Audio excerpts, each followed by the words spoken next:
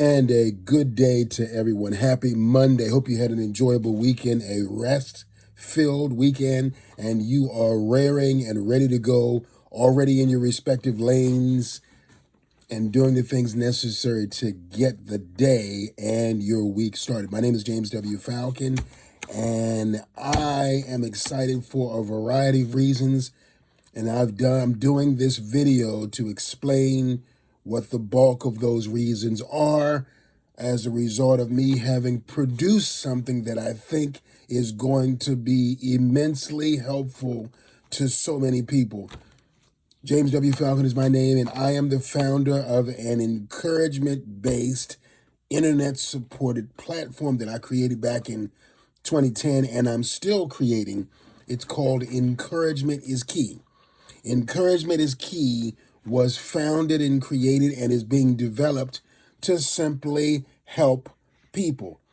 It is comprised of a number of projects, one of which is a coaching practice that I call a New Horizon Coaching and Consulting Virtual Services. I founded it back in 2020, and it has grown and it's developed, and now we're ready and set to do consulting and executive coaching, in addition to everything else we've done, which has been coaching for life, coaching for business and career. Relationship coaching is a big segment of what we do at A New Horizon. But anyway, so somewhere along the way, when I was doing the coaching practice in the very early days, I was doing life coaching. And I started getting I was doing life coaching only, is important. And then I started getting all of these requests for relationship coaching, people needing help with their marriages, their relationships. So I started looking at the requests. They were coming in by the droves. Every day my inbox was being flooded. My phone was going off the hook by people who were desperate. They weren't just asking for help. You can really sense, I could really sense at the time, an urgency. There was a desperation in people's voices because they wanted help with their relationship. So I'm sitting there. This is late 2020, early 2021, maybe. And I'm trying to figure out where this is coming from. So I started doing a little research, and this was at the beginning of when the pandemic was first declared. Let me say that. That's really important. And so I started doing some research online, trying to figure out what's going on. And I discovered in the middle of all of this, so my coaching practice is just getting off the ground. I'm excited. I'm interacting with new people. I'm virtual, so I'm all over the country. I'm talking to clients, potential clients, and I'm having a ball in the newness of this thing that I created. And after doing the research, I discovered that the pandemic was putting such pressure on people that relationships were beginning to feel the weight of that pressure. And specifically, marriages and long-term relationships were being adversely affected by elements and aspects of the pandemic. So immediately I started doing some relationship coaching. So I started with life coaching, went to relationship coaching. So then I get to spring, summer of 2021, and all of a sudden, out of nowhere, I get tons of requests. Just like I did for relationship coaching, I get tons of requests from people all over the country who want help with career decisions and help finding another job, help changing jobs, help elevating the scale, the ladder. They want to do something more. They want to move up in the company ranks. And so so I started doing a little research, and I discovered that the great resignation was unfolding. This would have been spring, summer 2021, right? So then I'm like, oh, wow, this is immensely interesting, but I got to make some room and some space for these clients. So I opened the doors, so to speak, because I'm virtual. I started accommodating requests for business and career coaching, and I'm helping people with interview skills, resume development, and all those kind of pieces. And it really was very fruitful. Tons of people were helped. I was educated, and it was an extraordinarily helpful time of growth and development, and I was able to really do what was in my heart to do, which was to help and support people through these changes, which is what Encouragement is Key was founded and created to do from the beginning. So it was exciting. And I say all that to say that that trend savvy mindset, I still have that. So as a coach today with a new horizon, I am looking and constantly in tune to what's happening in the workplace, in the market. Now, it helps that I'm a student. I am a student of industrial organizational psychology. I happen to be a PhD student. I'm 6 years into about a 7-8 year process. So my mind is automatically bent. I'm more inclined to understand what's happening in the workplace now, even more so than what I was back in 2020, 2021. I'm looking for things. I'm anxious to find trends. So I thought it would be a good idea to take the Great Resignation and cross-reference that with some of the more recent workplace employment trends to see if anything sticks. What would be some of the common denominators between what's happening now as being told by reports like ADP and NER, which are common workplace reports, very common to the fabric of America. We have come to rely on these reports quite a lot. And there's such a part of who we are. Politicians use the points to leverage them getting into office and staying in office. The Federal Reserve actually bases their rate increases on the information from these reports. So these reports they're not new. They're very common. They come out quite regularly. And it's a big deal because if you're listening, you will have heard these reports referenced to some degree on news shows, radio, internet. You've seen blips and flash. I think recently the report showed that there was something like 60,000 jobs added in March, is kind of how those reports provide information. So we're well aware of the reports. So I thought, well, let's look at the reports and see what is our progress report.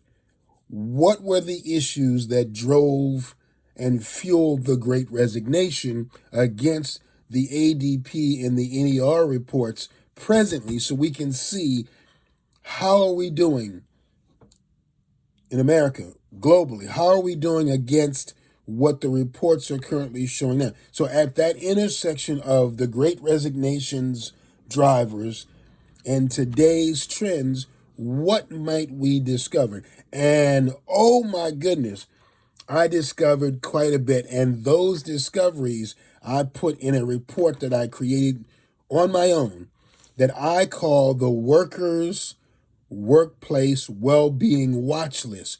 The Workers' and Workplace Wellbeing Watch List. And I think it's important that we all have this information because it can shape who we are as professionals and certainly what our interactions and the quality of interactions can look like in workplace settings. I'm going to be using to help to support my clients because I think the information is just that important and it's just that potent. So that's what this video segment is introducing everyone to my report and the methodology and the impetus behind it so that you can use the findings in the www. Did I say that? www. It's 4 W's. It's the W and www. It's the Workers' Workplace Wellbeing Watch List. And I broke it up into those 4 areas because I wanted all people employed. I don't care what your employment status is in terms of where and who and what industry you work. If you have a job to any degree, there's information that I think you need to know. The other part of the equation is that it's important for us to understand that we are changing. Things are happening so quickly. We are currently in what is being called 4IR. the fourth industrial revolution. There's also Industry 4.1, or excuse me, 4.0, which is similar but vastly different, but it's on the same wavelength. Basically, what's happening is there's coming into being an emphasis on machines, AI specifically, that it's important for us to know about. Now, driving all of that, let me just be completely transparent. Driving all of these things is a research article that I stumbled across as an industrial organizational psychology PhD student that said that industrial organizational psychology was or is an immensely helpful science because it really brings a lot of value when it comes to workplace situations. And let me just share with you, for those of you that don't know, have never heard of this field, industrial organizational psychology is the application of psychological principles to workplace settings. So what we in the science look to do is to take theory, take psychological application, and give those application points, that insight, those theory points to the workplace so that people can do work better, more efficiently, in different ways to get enhanced outcomes. And so this particular article I read said that with all the richness and the efficacy that industrial organizational psychology can provide, it's a shame because that key valuable information stays hidden and locked away in certain academic places, chiefly in expensive science journals whose subscriptions are much more expensive than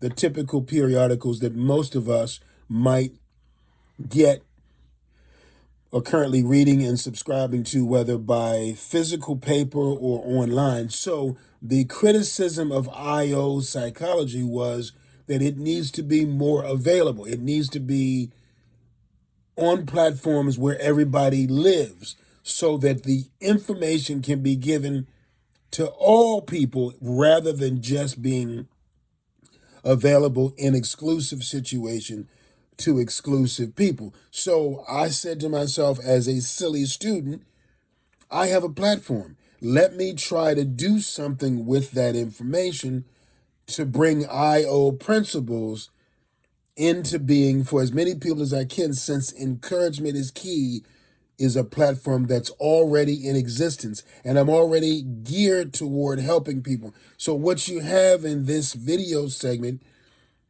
is the outline and the entire thrust of why I created this watch list. I wanted you to know. And all of this information is in the first edition, which I'm going to put on this video segment below so you can get a chance to see it, read it, understand it, and enjoy. What I'm trying to create is a kind of report that people at work, whatever your work settings and fields are, would start talking about. I want to get people excited about these principles, these points, so you'll have something to talk about at the water cooler, something to talk to your friends and family members about as a worker, as a leader, or as a person managing certain workspaces for the company and the organization that you're working for.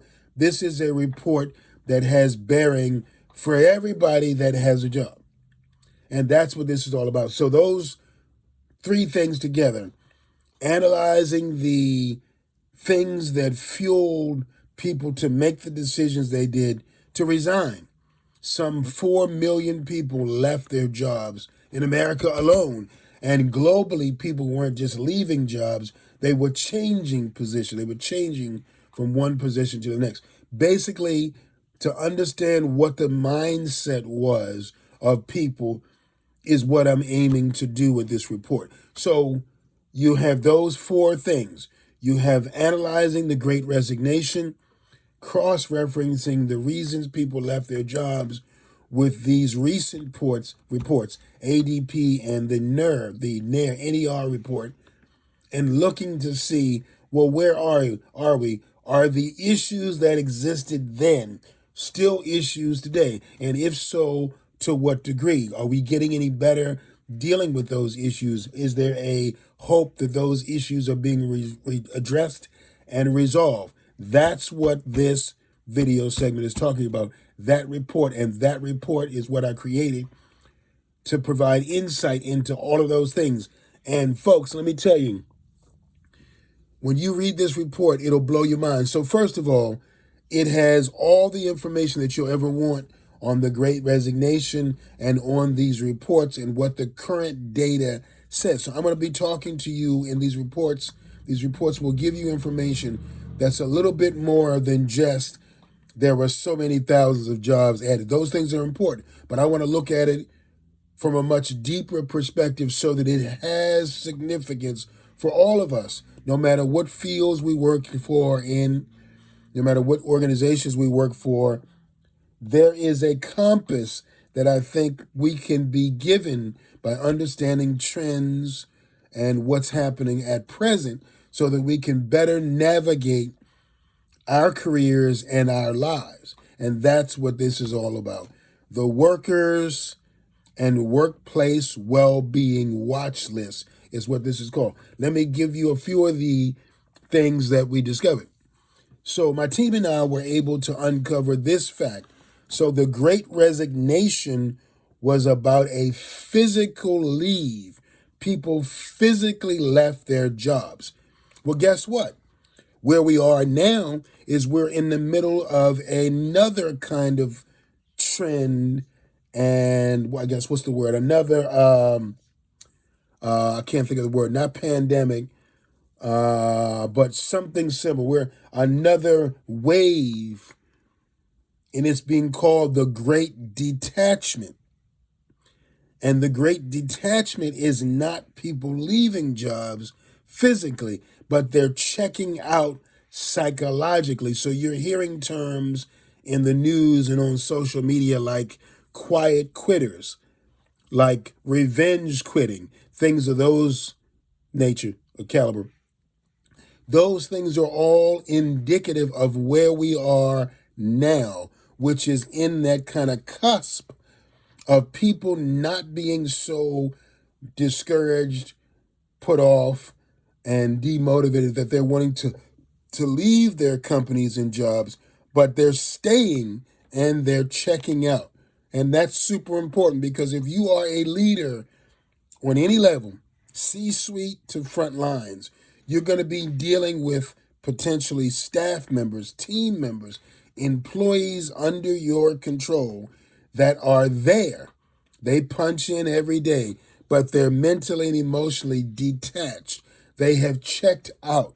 They're just there biding time. And here's something that's really, really important, folks. The reason people leave jobs is because they have what they feel to be options. In other words, when the economy is strong, like it was during the Great Resignation, people then start to explore. They start to think, they start to take time to assess where they are in life. The pandemic helped all of us. It shook our trees enough for us to start asking ourselves the question, what's most important to me in my life? Family, friends, my connections socially to the people I love. And people started to make decisions and determinations based on what they decided was the most important thing. And guess what wasn't one of those things? Work. People started to realize, this whole work thing is not nearly as important as I've made it to be all these years. And people disconnected. They left jobs, good jobs, and they did their own thing.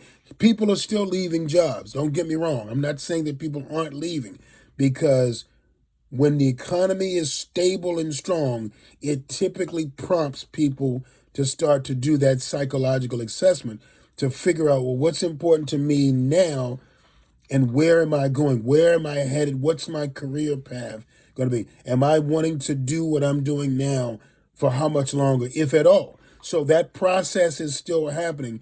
But here's what you need to know, my friends.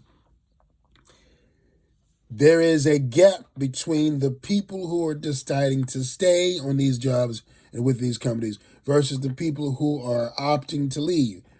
And the people who are opting to leave are experiencing 4.6% of an increase in salaries. In other words, people are benefiting, so they're thinking of leaving because they can get more money. And that's what people, can do. This is America. That's people's choice. Those are the decisions people make individually by whatever drives those. I'm going to get into what drives those decisions in just a sec. But the people that stay, there is something called the loyalty tax.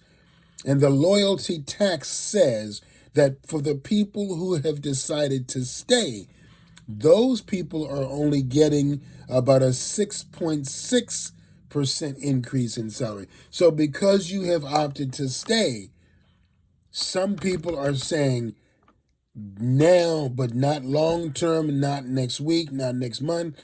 They don't feel like they're benefiting. So there is detachment continuing to happen within the ranks of all who are working. And it's happening on those two levels. What can I get if I leave, which is always the question, or what do I get if I stay? What's available to me? What would be the carrot that can be dangled in front of me to keep me here? So people that are staying are getting an increase in salary of 6.6%. People who are leaving, they're getting an increase in salary. I'm sorry, I did that backwards. People who are staying are seeing an increase of salary of 4.5%, and the people who are leaving are seeing a 6.6% increase in their salaries. And that's just the way the report fell. Some other things that are very important to see, to know, and to understand. So people are also now seeking, they're going through this process of what's called the great realignment, which is people are starting to look at what matters again, because one of the things that's really impacting people is stress and constant changing.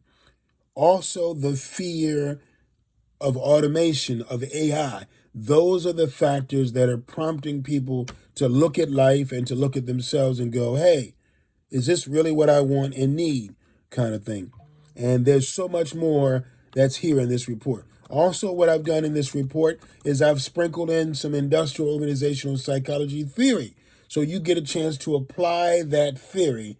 And I've given opportunities in this report for you to apply that theory today. So the theory has been translated into everyday language for all of us to understand, so it doesn't get lost in science-ese, right? Because even as a PhD student, sometimes I can read some information from these science journals and go, what in the world does that mean? As a PhD student. And so what I wanted to do is to give everybody a fair opportunity to understand what the value of these theories are, so you can apply them today. You can take advantage of those, enjoy the benefit today. You can do that on your own, is what and how this report has been set up. And if you feel you want to get the help of a coach or a consultant, guess what? Here I go again. I am a coach. I am also positioned to do consulting based on my studies, expertise, passion, certification, and some other things. So I am well equipped to assist individuals who want to go deeper into some of these aspects, whether it's for yourself or on behalf of your team, the leaders of your organization, whether they're C-suite, front lines, or whatever. A New Horizon coaching and consulting can assist. And I want to have this report, the Workers and Workplace Wellbeing Watchlist, be something that is the catalyst for you to start that wheel turning in your thinking process, so you can understand where you are, what it is, and what are the aspects, so you can begin to make some decisions to help you better navigate your work life. So that's what this whole process is. We're going to go deeper at another time, but for now, I think I've given you what you need to see and enjoy. Look at the link below, and you can have access to the first edition of the Workers and Workplace Wellbeing Watchlist. This has been James W. Falcon, and this has been an exclusive of A New Horizon Coaching and Consulting. We look forward to being in front of you soon. Take care. Have an enjoyable rest of the day and a phenomenal, productive week. Take care.